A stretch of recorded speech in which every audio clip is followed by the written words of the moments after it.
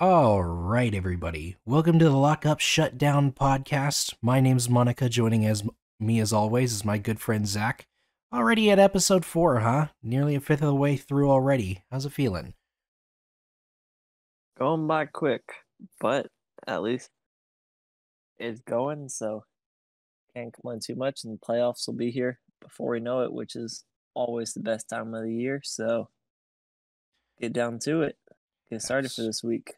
Absolutely. This week's going to be a bit of a shorter episode, but today we'll be discussing our biggest week 3 surprises, an ultimate comeback dilemma, and a surprise bonus segments for all you viewers at home. But first, let's talk about the Kansas City Chiefs, who are off to a slow start to the season and are at the bottom of the AFC West going into week 4 for the first time in who knows how long. What's up with this slow start by the Chiefs? The Chiefs' slow start has been coming for however many years now, but has just been everyone's been blinded by Patrick Mahomes that they haven't realized it. And it's their lack of a defense. The Kansas City Chiefs have scored the fifth most points in the NFL, but have also given up the fifth most points in the NFL. Now, they've given up the most points out of any team in the NFL right now. I mean, So that is exactly why they're struggling in a 1-2 start right now. maybe this season they look pretty weak, but the last couple of seasons they've had a top defense in the league, and I mean, the apart from the penalties that we saw in glaring sunlight in the Super Bowl, there really didn't seem to be any weak spots in that defense. There wasn't as many weak spots. I wouldn't say they were a stellar defense, because if they were a stellar defense, they'd be blowing everyone out with Patrick Mahomes at quarterback. But they got exposed in the Super Bowl with how bad their offensive line is. So whatever little talent they had in defense soon turned to no talent as soon as they spent money trying to improve their offensive line this year, and that's led to the disastrous week 1 through 3 that they've had so far. And except for a botched fumble from the Chargers, I think it was, they would be 0-3 right now, just like the Would be Jacksonville Jaguars. would have been a botched punt from the Browns. Personally, Browns, that's who it was. I don't think that the Chiefs have had too much of a slow start at all. I mean, they're not going to go 15-1 again. I mean, still a very incredible team. They won in a great comeback win against the Browns.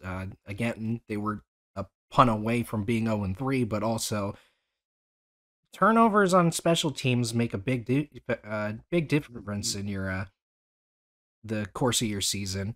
In week 2, they lost because of a Clyde Edwards-Helaire fumble. If it weren't for that, then they probably would have beat the Ravens. And in week 3, they still lost in a close game to the Chargers.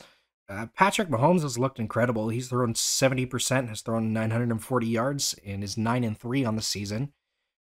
I don't see any reason why the Chiefs are having a slow start. It's just a bad luck way to start the season. I'll tell you what, for maybe it's because I had them as my Super Bowl prediction at the beginning of the year, but I'm not that high on the Chiefs right now. They've got as much talent as you could want on the offensive side of the ball right now, especially signing Josh Gordon. They'll have him for hopefully a while. Pray that he doesn't get in trouble again, but I don't see much help they're getting on the defensive side of the ball. So I'm saying right now that the Las Vegas Raiders are more likely to make the playoffs than the Kansas City Chiefs. Well, I think that's enough about your AFC pick for the Super Bowl this year. Let's talk about my Super Bowl pick in the AFC this year. Do we think that the Bills are going Looking to a be an lot better than my unstoppable? pick. Do we think that the Bills are going to be an unstoppable force once they've gained momentum this season? I think the Bills are unstoppable right now. They're the only team in the league that's top 5 in offense and top 5 in defense. Josh Allen's one season wonder calls that he was getting have been proven out to be false after he exploded this week against my Washington football team. I think the Bills are legit. They've added more receiving threats than besides Stephon Diggs, and if you've got with 11 catches and can get Emmanuel Sanders for 2 touchdowns and still have just Stephon Diggs, I think they'll be legit, especially with the top 5 defense that they've had so far this season. I have to agree. They're definitely going to be one of the best teams in the league. And again, I still am very firm in my belief that they're going to win the Super Bowl this year. They faced a early setback with their week 1 loss to Pittsburgh, but they've come back with 2 straight absolute blowout wins against Miami and the Washington football team. Obviously, they're going to beat the Texans this week. There's no doubt about that. And then all of that momentum is going to build up to their week 5 matchup against the Kansas City Chiefs, who are lacking confidence right now after a slow start. I think that the Bills are going to absolutely steamroll the league this year, and they're basically going to have an opposite of the Jaguars last season, where they won in week 1 and lost the rest of the games. I think that the Bills could potentially go 16-1 this year if they get too much momentum on their side. I certainly think they could go 16-1, at least 15-2. And in the division that they're in, they've already won that division. I know we're only through week 3, but there's no other team that's even in close to them in their division. So they'll be on cruise control for the rest of the season, I feel like. And in a weakened AFC, I definitely think that they could easily make the Super Bowl this season. In week 1, the Buffalo Bills went up against the Pittsburgh Steelers, as we've already established. This week, the Steelers didn't look quite like themselves. They suffered a very heavy loss to the Bengals, and people were calling for Mike Tomlin to play a more balanced offense after Big Ben was throwing 60 passes in their loss to the Bengals. Do you agree with them? Do you think that the Steelers need to play with a more balanced offense going into the rest of the season? I'm not thinking. I'm not worried about that. The Steelers have been a pass heavy offense their entire existence, and I don't think there's any reason for them to change now with Chase Claypool, Juju Smith Schuster, and Deontay Johnson, who was out this week. I'm sure they'll be perfectly fine, and I think they can keep the same game plan. Obviously, they don't have as much talent as they used to have, but I think they'll stick to what's always worked for them. They averaged almost 6 yards each pass attempt in the game against the Bengals and averaged 3 yards a rush in the game. So if you're averaging double the amount of yards on each pass attempt than you are on each rush attempt, I don't get why you would begin to rush more. So sure, the game plan might have been to pass more, especially once they were trailing the Bengals, but I think you might as well keep throwing 50, 60 passes with the receivers you have, as well as Najee Harris is able to catch the ball out of the backfield. Najee Harris had 14 catches last season or last game, so he's obviously able to catch the ball. And with the receiving core they have, along with Najee Harris, I don't see anything wrong with them throwing that many passes every game the rest of the season.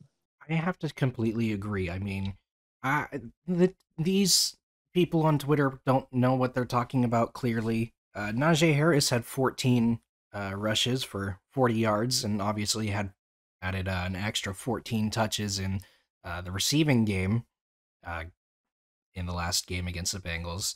Big Ben looked okay. He was 38 for 58 with 318 yards, a touchdown and 2 interceptions. They were He playing looked from behind the entire game. I mean, of course you're going to pass the ball until you're not playing from behind. There's no reason to continue running the ball when you're trying to get the lead back. I think the Steelers was pretty offensed even for what did I just say? The Steelers offense was pretty pretty balanced for the fact that they were playing from behind the entire game. The fact that yeah, Najee Harris had 14 carries and 14 catches, I mean, when you're down 24-7 entering the fourth quarter, I don't see why you would ever need to call a running play in the fourth quarter unless it's 3rd and 1, 4th and 1. I think Najee Harris should be catching balls out of the backfield and not giving him handoffs when you're down 17 points in the fourth quarter. But I know that's what the Twitter users may have been wanting, but in this scenario, I don't think Twitter users were right. But I'll talk about it later in the episode. I think there is a certain coach that the Twitter users may know more than, and that coach is unfortunately an NFL coach right now. But that's for later in the segment, and right now we're talking about the Steelers. It's bonus time. For the first time ever, we're going to have a bit of a bonus segment, something a little more fun. Skip to this time stamp in the corner if you don't want to watch this, but it's bonus time. I want to play a little bit of a game today, Zach. This is going to be one that I'm going to call the Chris Collinsworth game. Each question I'm going to start off with, now here's a guy, and then I'm going to describe the teams that this player that I want you to guess has played for throughout their long careers. You'll have 3 lifelines for each question, except for the last one, which you'll only have 2. Each lifeline will cost you a point, which means you have a total of 4 points that you can accumulate on any given question. Your lifelines are asking me what the player's position are, for me to tell you team that I hid from you, and for me to give you a hint. You have each of these lifelines on every single question. Are you ready to go, Zach? Are these gonna be current players or both? Active and past players? Active and past. All right. You told me I was getting a surprise. I know what I was expecting, but I wasn't expecting this, so let's see how this goes. Let's start off with an easy one. Player number 1. Now here's a guy that spent 4 years at Old Dominion from 2011 to 2014, was undrafted and played for the Minnesota Vikings from 2015 to 2017, was on the Patriots in 2017, was on the Houston Texans in 2017, in 2018 was on the Carolina Panthers, on 2020 was on an unknown team, and since then has been on a different unknown team and is currently on said unknown team. Has he been on the same unknown team for the past 2 years, or is it 2 different unknown teams? In 2020 and 2021, he is on the same team, but also in 2020, he was on a different unknown team. What position does this player play at? This player is a quarterback. Total of 3 points for this question so far. Quarterback. Played 4 years at Old Dominion. Went to Minnesota, New England, Houston, Carolina, 2 other teams. When did you say he was in Carolina? 2018. 2018. Recently in Carolina. Cam Newton has been in Carolina recently. Unfortunately, I'm not allowing you to Google anything. Let's see, with Ron Rivera there. I want to say Taylor Heineke, due to him playing the XFL and the unknown team in 2020. Let me see if I can think of anyone else. Just let me know when you have your final answer.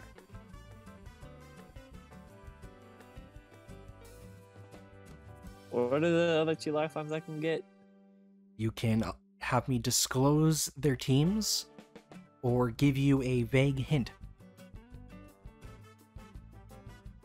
I'll go with Taylor Heineke right now and see if that's right. Now, this is a guy who in 2020 Played for the St. Louis Battlehawks as a backup.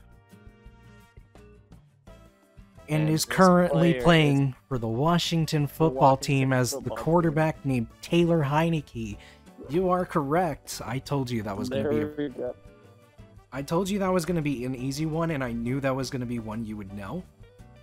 Let's move on to the second one, who might be a little bit harder to guess. Player number 2. Now here's a guy that spent 4 years at Georgia Southern from 2013 to 2016, was undrafted to the Los Angeles Chargers in 2017,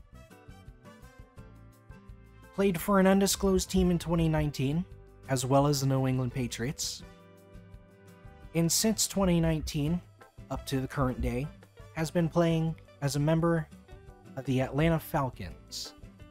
What player, what other position, what other teams did he play for? Reveal the mysterious teams.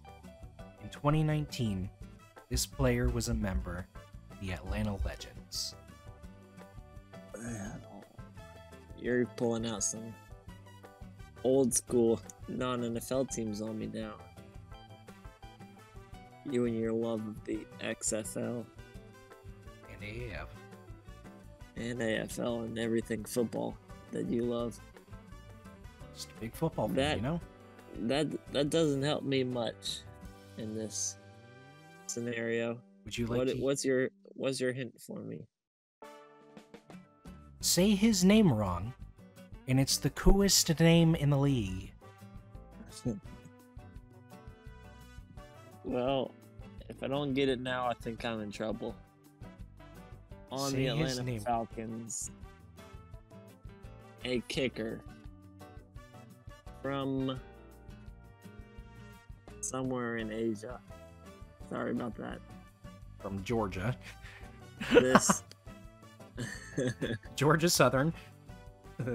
University. this player's name is Younghoe Koo. He is from South Korea. Now here's a guy named Younghoe Koo. That is correct. 2 for 2 so far, Zach. So far you have 5 points. You're at 5 points so far. I'll take it. Almost as many as the Bears had. Almost. Almost there. Now for our third player. Now here's a guy who went to Mississippi Valley State from 1981 to 1984. Hey now.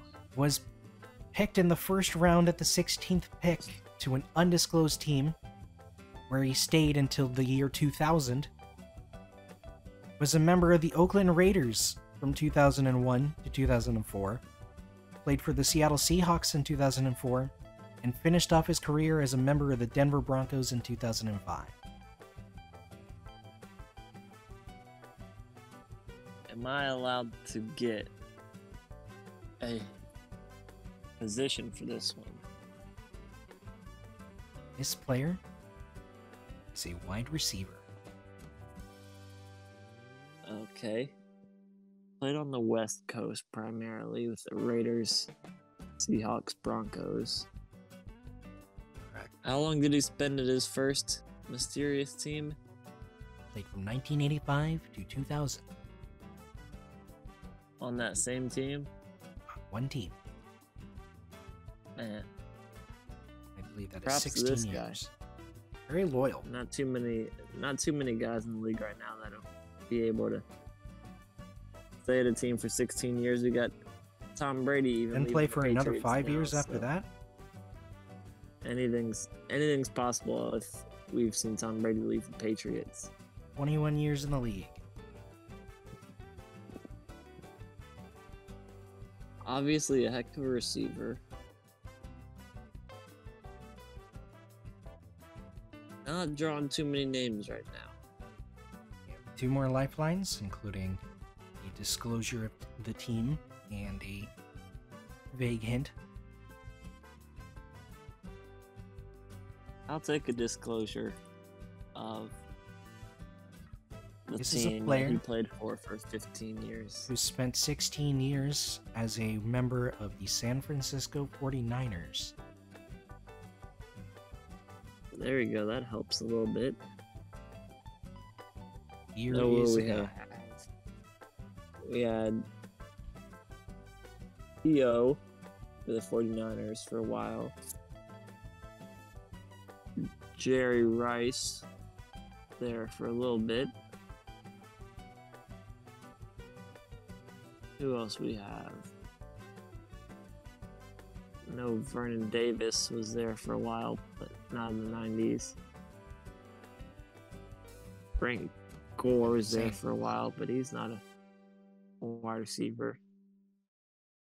I'm gonna go with Jerry Rice. I don't think Terrell Owens was there for 15 years. Is that your final answer? It was until you said that. But I'm not gonna play your mind games. I'm gonna say Jerry Rice was there for 15 years. Now here's a guy who spent his time practicing catching bricks. Oh, Here's yeah. a guy who is a member of the Pro Football Hall of Fame and is arguably my one of the points. greatest wide receivers to ever play the game of football. Here's a guy named Jerry Rice. Yes, You are sir. correct. 3 for 3 so far. You've got 7 points. 3 for 3. Look at me.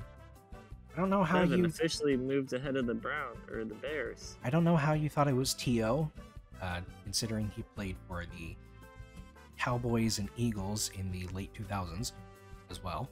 Well, I was thinking of T.O. on the Niners. Once you said that, I may have forgot about all the other teams you mentioned. So The Bengals, I think. Let's move on to our fourth and final player. holy cow! Now You got here's a lot. guy who spent 3 years at Ole Miss from 1968 to 1970. Oh gosh, Was the second pick in the draft to the New Orleans Saints, where he spent from 1971 to 1982. Played for the Houston Oilers from 1982 to 1983, and the Vikings from 1983 to 1984. You have 2 lifelines, so you have a minimum of 2 points for this round. Your lifelines being his position and a hint that is very helpful. Let's see if you can get it without him. What is your hint for this guy? I've not drawn any names whatsoever from people my dad would watch when he was 5 years old. Now here's a guy who is a pretty great player, but I think his sons are a little bit better. Tell you what, the most important thing I took from that one is that you said sons and not son. So, Peyton and Eli come to mind from watching them last night on Monday Night Football.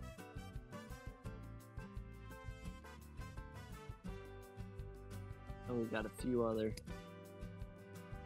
brothers that have played in the NFL, but Matthews. have their dad play in the NFL isn't drawn. Too many comparisons in my mind right now. Now we've got J.J. Watt, T.J. Watt together right now in the NFL. We've got Travis Kelce and his brother on the Eagles in the NFL. Well, I guess we also got McCourties. A lot of brother pairings in the NFL. Yeah. What else we got?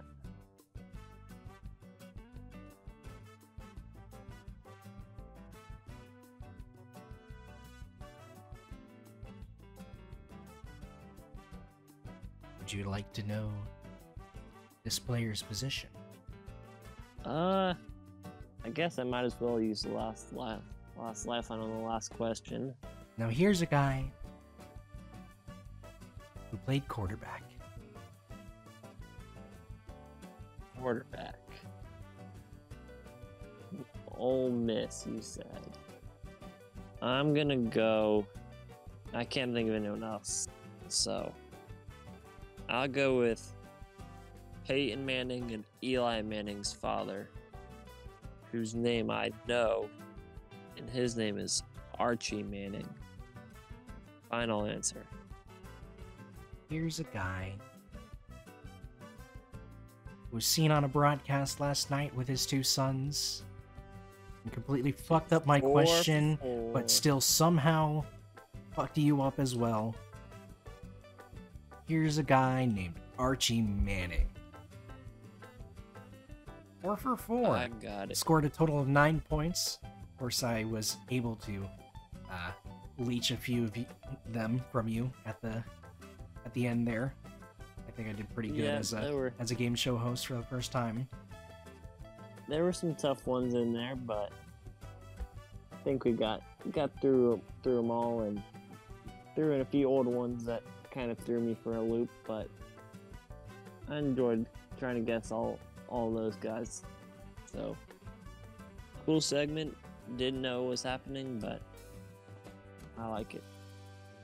Well, back to your regularly scheduled programming.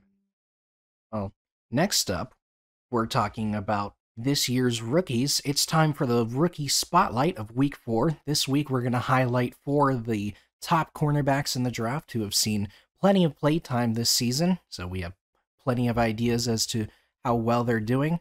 Let's start off with the first cornerback that was taken with the 8th pick in the draft by the Carolina Panthers. It's J.C. Horn, who recently suffered a potentially season-ending injury, which he might need surgery for in Week 3 against the Texans.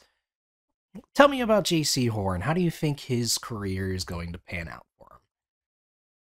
J.C. Horn's had a great start to his career so far on this Panthers defense that is given up the second fewest points as a team in the NFL so far. And I think he's been off to a great start, number 8 overall pick out of South Carolina. So, unfortunate injury that I hope he's able to rebound from quickly. But, yeah, I think he's well proven why he was the number 8 overall pick in the draft. And I'm looking forward to him getting back on this Panthers defense that has led the Panthers to their 3-0 start so far this season. I mean, J.C. Horn has looked great this season. He recorded an interception and a pass defended against the Saints, which was against a great quarterback in Jameis Winston, obviously known for throwing a lot of interceptions. J.C. Horn's going to have a great career. I don't know if that's going to be stunted by the potential of having surgery in his foot after his injury against the Texans. We'll have to see how his development plays out throughout his career. But I think for the start of his career, he's going to look like one of the best cornerbacks in this draft. And I think that by the end of his career, he's still going to look like one of the best cornerbacks that were taken in this draft. Let's talk about another one of the great cornerbacks coming out of this year's draft, who was drafted the very next pick to the Denver Broncos out of Alabama. Tell me about Patrick Surtain, Zach. I said the Panthers are the number 2 defense in for the last rookie. This rookie on the Broncos, number 1 defense in the NFL, has also led his team to a 3-0 start. And I think he's got a heck of a career in front of him.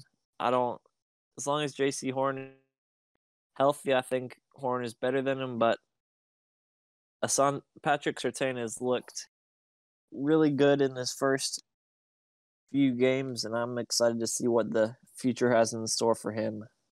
I mean, he is an absolutely incredible talent. Again, he came out of Alabama. Nick Saban prides himself in creating NFL caliber defensive players. I mean, he is absolutely incredible so far.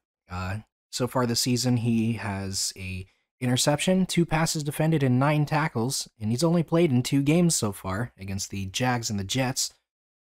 Patrick Surtain is going to be one of the best cornerbacks in the league for years and years to come. I mean, this is a guy who we're going to put with the likes of Jalen Ramsey.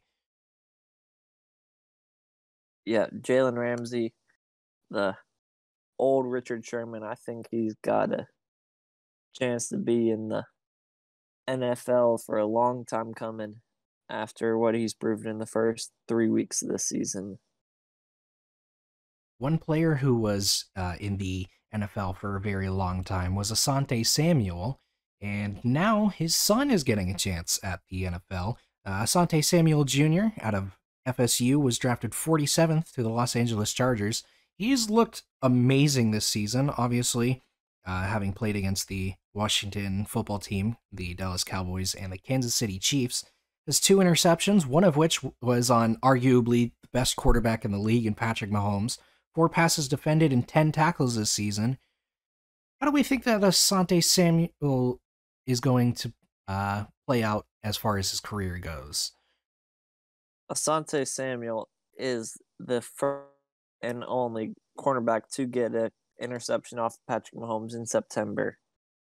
So props to him on that, doing that this week, but he may be improved this week and first 3 weeks, but I'm not expecting him to be anything like the level that Patrick Surtain and J.C. Horn are at.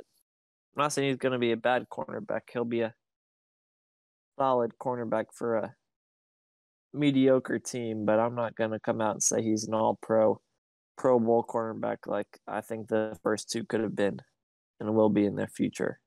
I have to disagree. I mean, Asante Samuel was an amazing cornerback, and I feel like Asante Samuel Jr. can really only improve from his father's legacy.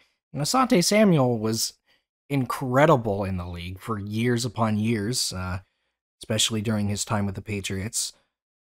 Asante Samuel is off to a great start, and I think he's going to continue to play great for years and years to come. I think all three of the cornerbacks we've talked about so far are going to have incredible careers with the teams that they're on, and I see no reason why Asante Samuel Jr. is not going to be one of those great cornerbacks for years upon years. But let's talk about the final rookie that we'd like to spotlight this week. Drafted to the Browns with a 26th pick in this year's draft out of Northwestern was Greg Newsome. How do we feel about Greg Newsome? Greg Newsome is in the right system right now for him. I think this Browns system is getting him exactly where he needs to be, and with the 7 tackles in the first 3 weeks, I think he'll be able to continue his bright start. And with the Browns' talent that they have, I think he could make a deep playoff run with his team and give him some incredible experience that not many rookies are going to be able to get so far. I think early in his career, Greg Newsome is going to be great. As far as the longevity goes, I have just this feeling in my gut that the Browns are eventually going to trade him to some other team, and he's not going to be quite as good in a different system as he is with the Browns. I never really thought of the Browns as a type to keep star talent on their defense, and I feel like Greg Newsome is going to be another victim to that Jabril Peppers type of play. Tough to discredit the Browns defense after the showing that they put on this week, but I get what you're saying. They're not known to spend their money on the defensive side of the ball, but after getting nine sacks and Myles Garrett getting 4.5 of those sacks, I don't think it's they're right great now as far as their Browns, defensive line goes, but I feel like they're great as far as their defensive line goes, but I feel like that same like kind of thing will never apply to their secondary. There's no doubt in my mind that they're going to pay Myles Garrett when it comes to his contract expiring, but there is plenty of doubt in my mind as far as them keeping guys like Grant Delpit or Greg Newsome. I'll tell you what, if they can keep Myles Garrett and Jadeveon Clowney on the edges together, and then have Greg Newsome and Denzel Ward at the cornerback spot together, I think that may be maybe all the superstars you need on a defense, along with some average to linebackers. Those four combined could hold down almost any defense, and that's exactly what they did against the Chicago Bears, only giving up 47 total yards in Justin Fields' first start, which I had much higher expectations for, but that's for a different segment on a different day.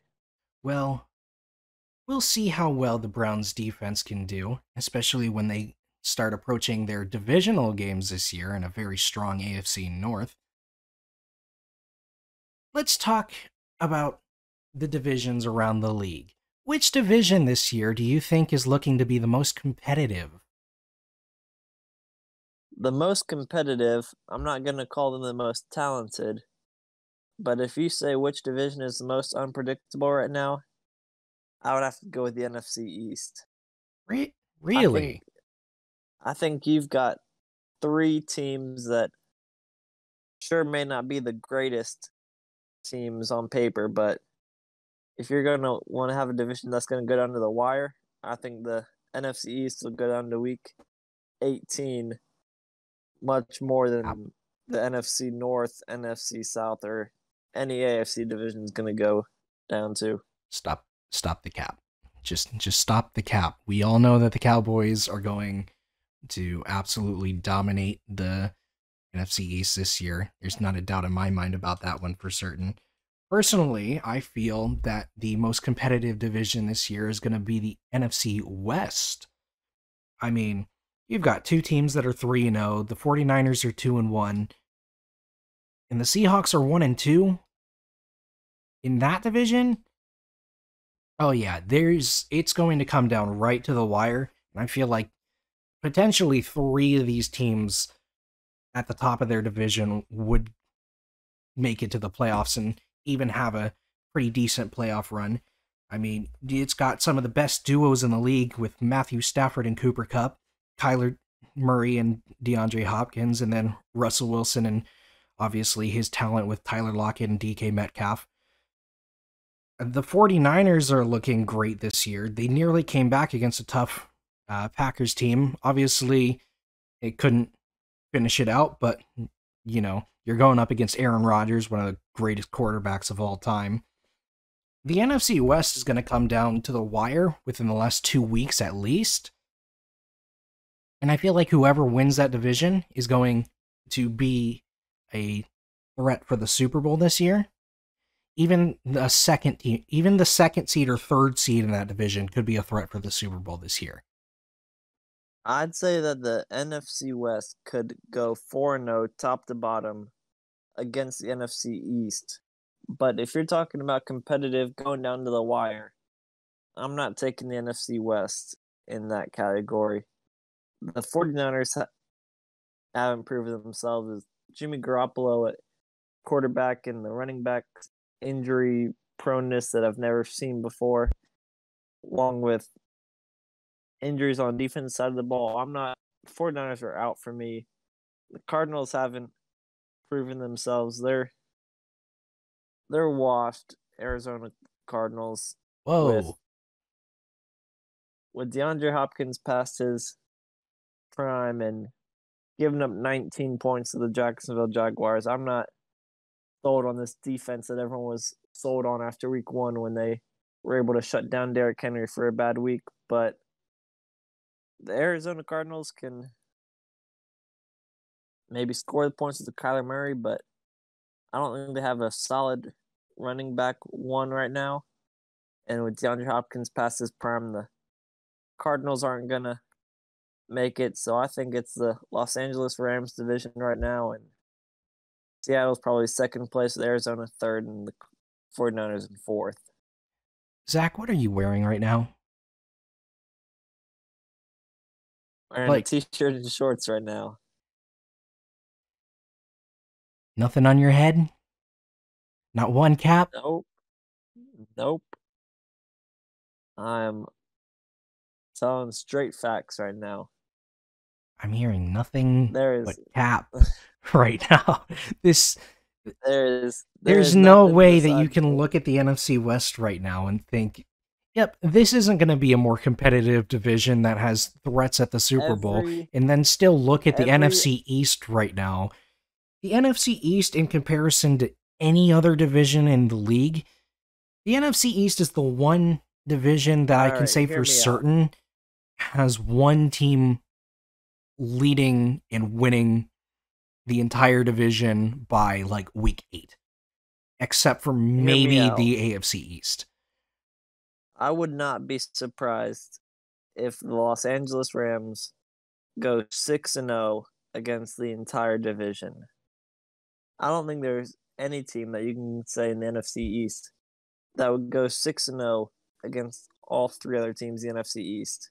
The Dallas Sure, we may not Cowboys. be as talented as the NFC West teams. They would beat the NFC East every time, but head to head, I think these teams are all even with each other. And sure, they're the division that had the 7-9 division winner make the playoffs last season. But guess what?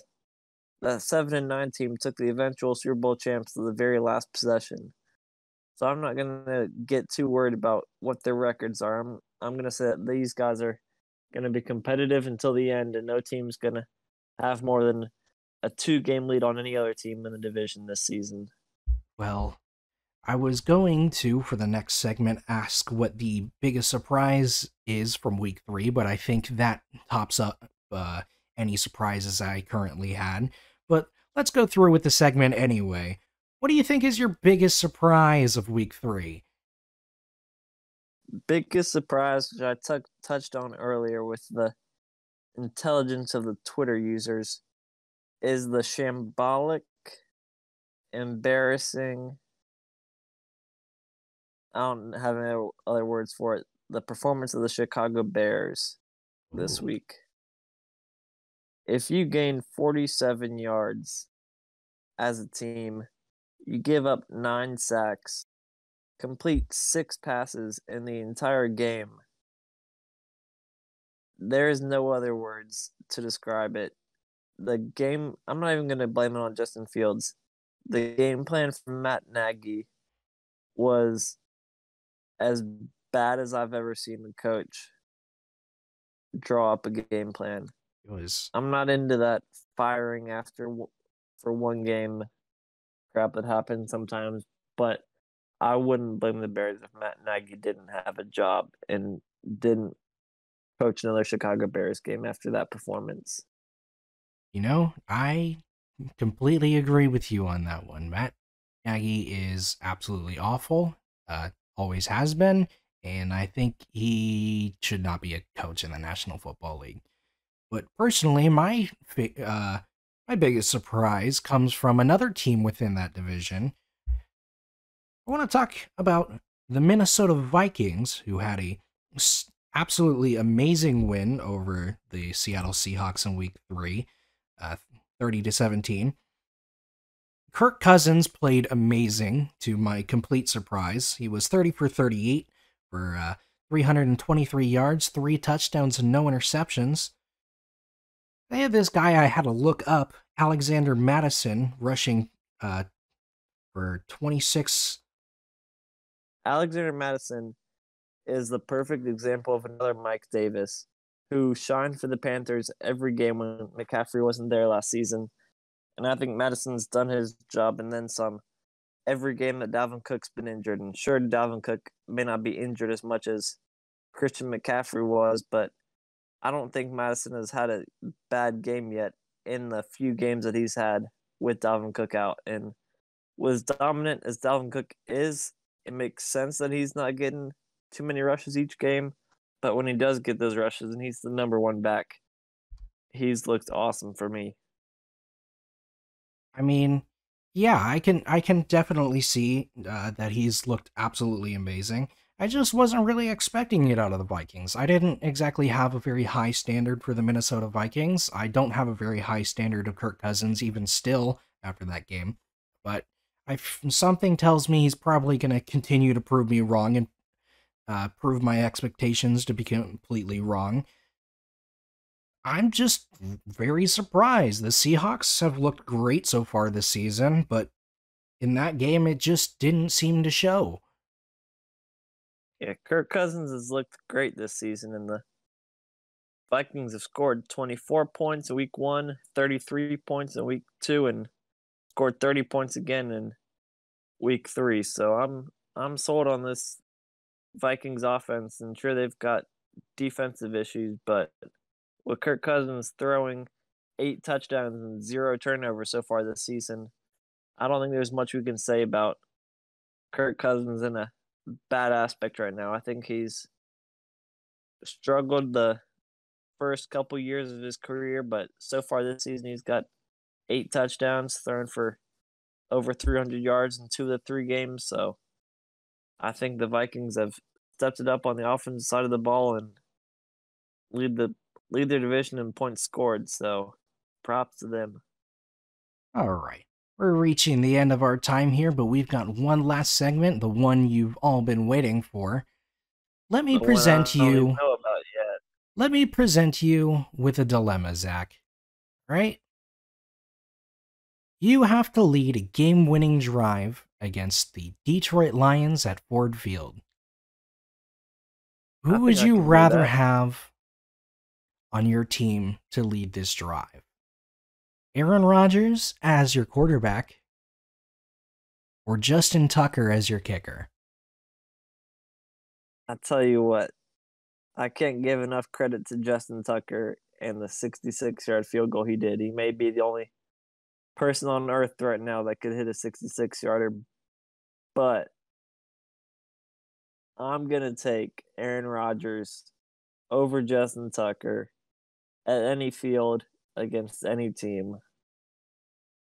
If you don't have Aaron Rodgers, Justin Tucker isn't touching the field. Aaron Rodgers is going to lead I a mean, team down no matter who you have. And he could get me and you into field goal range, if not get him into the end zone. So a I mean, quarterback will get probably have to win be you a in lot the more end zone games. So for it to be my field goal range, that's for sure. with Aaron Rodgers at quarterback, I could give the ball to him at the 5 yard line with less than a minute left, and I think he'd be able to do it. I So I'm mean, not. There's nothing but beyond Aaron Rodgers Aaron right now. Aaron Rodgers is one of the greatest comeback artists of all time, and I mean, he's just absolutely a Hall of Famer, first ballot. There's not a doubt in my mind. I had the pleasure of watching Aaron Rodgers throw that Hail Mary against Detroit a handful of years back. I was staying up way He's too. got it. I was in middle school at the time, staying up way too late past my bedtime, and He's woke got the up for handful school in the of morning Hail completely, Marys. absolutely tired as all hell. However, as much as I love Aaron Rodgers as a quarterback, and as much as I appreciate him as one of the greatest comeback artists of all time, Justin Tucker, have you ever played NBA 2K? You know about all the badges and stuff? Well, there's one that's called Limitless Range. I'm pretty sure it was taken out of the game this year, but there used to be one called Limitless Range, which basically allows you to hit deep threes from half court, the logo, the classic "la fuck you" three. Justin Tucker has the football equivalent of Limitless Range. He's out there hitting "la fuck you" threes from the logo in football.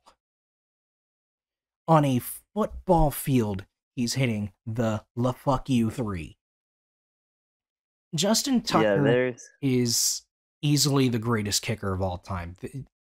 There's not even an Justin argument for Tucker. anyone else. Justin Tucker is the greatest kicker and deservedly broke the record. But the amount of times that I've seen Aaron Rodgers lead a drive with who knows who on his receiving corps besides Devontae Adams. I And maybe can't ever bet against him. He's had 4th and 20 against the Cardinals inside his own 5-yard line.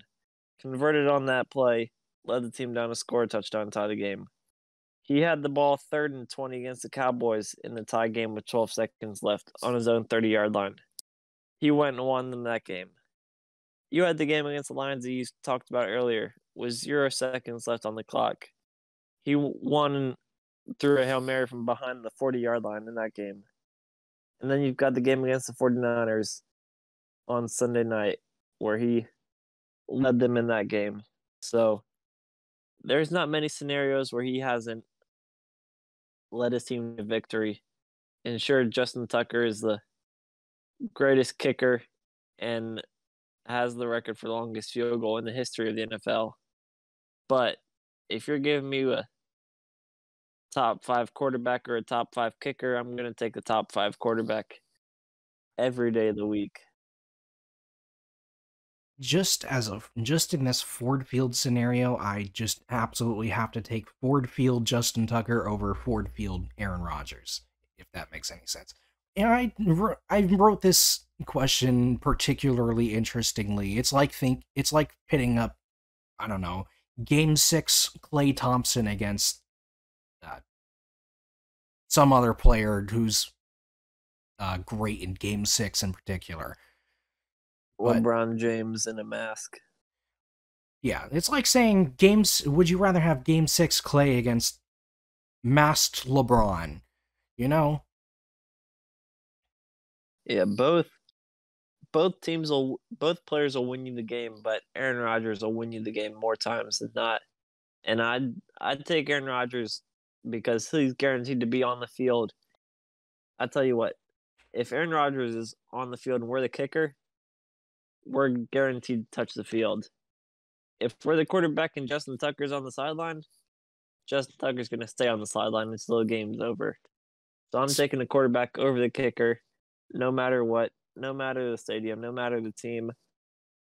10 times out Speak of for 10. yourself there. I could at least lead the drive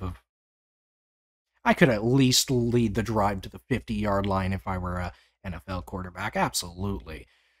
But I think that's all the time we have for that dilemma, and I think that's all the time we have for this episode of the Lockup Shutdown podcast. What is this, week 4, week 5? Where are we? We're at week 4. This is the 4th episode. We're going into week 4, so therefore it is the 4th episode because we started before week 1. I don't know what I'm 4 episodes saying. down. How are we feeling? I'm feeling good. Trying to weed out the fakes and the teams that are legit. So I know we may disagree on the 3-0 start for the Panthers right now, but I think Sam Darnold has turned the corner, just like I said before the season started, that he got rid of Adam Gase and he was going to be good, and I didn't even think he was going to be this good, but we've got them against the Cowboys, who you're apparently all in now, so we'll see Panthers Cowboys and get a few other interesting matchups and see all you guys back here again next Thursday. We'll just have to see. But until next time, I think it's time to lock up and shut down.